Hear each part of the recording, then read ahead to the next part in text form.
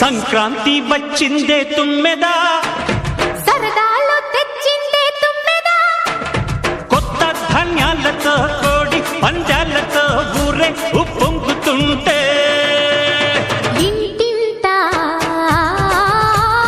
పేరంటం, ఊరంతా ఉల్లాసం.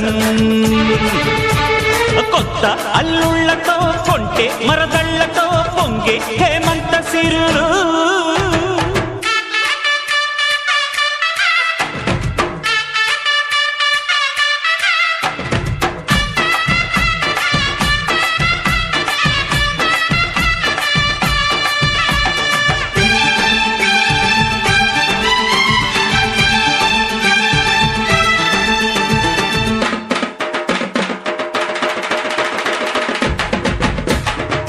అలా శ్రీ విద్యా స్కూల్లో సంక్రాంతి సంబరాలు స్టార్ట్ అయ్యాయండి.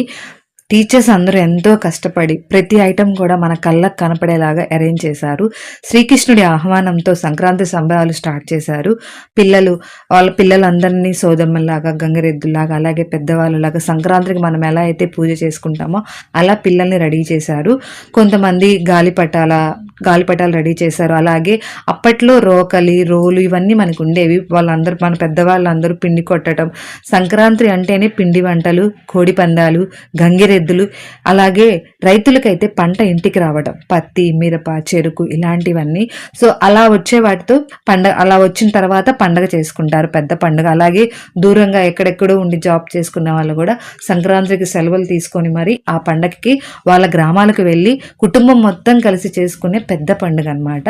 అలాగే తృణధాన్యాలు ఇవన్నీ చూపిస్తూ పిల్లలు నేర్చుకుంటారు.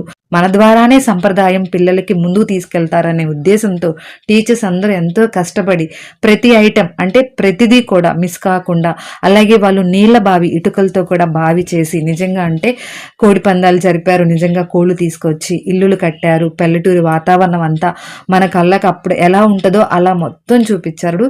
చాలా హ్యాపీగా ఉందండి. మా పిల్లలు ఇక్కడ ఎల్కేజీ చదువుతున్నారు. I'm so happy about this one. Thank you.